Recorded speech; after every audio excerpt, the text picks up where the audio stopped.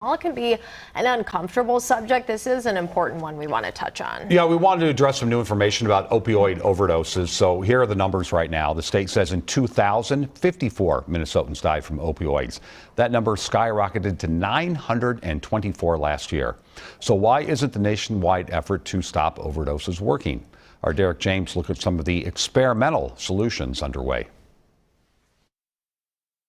Stephen Bell's addiction struggle started with an OxyContin prescription following a surgery. It eventually led to fentanyl. It takes a very little bit to kill you, and I've experienced overdoses myself with it because it's very strong. We're in the midst of a major drug crisis. Dr. Gavin Bart, director of addiction medicine at Hennepin Health, hopes we've reached a peak. The CDC says more than 107,000 people died from overdoses in 2021.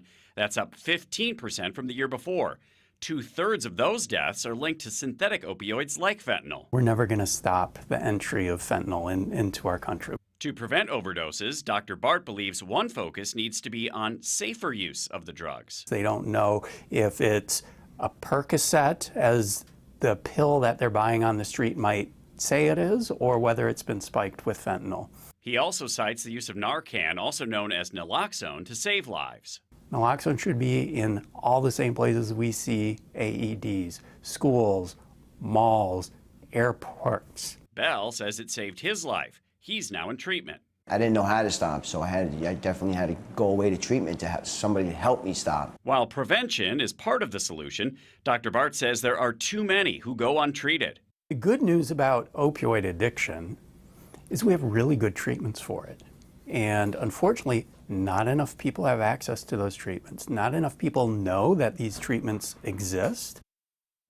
What else can be done to cut down on overdose deaths? Safe supply is a controversial option. You provide a steady, safe supply of the drugs to users while getting them headed toward treatment. The Canadian government says it is saving lives there. It's something that is basically run, guys, by the insurance companies there. They largely fund it, and then the health department oversees it, and they are seeing success. And it's something that some states, especially along the West Coast, like California, are looking at as well.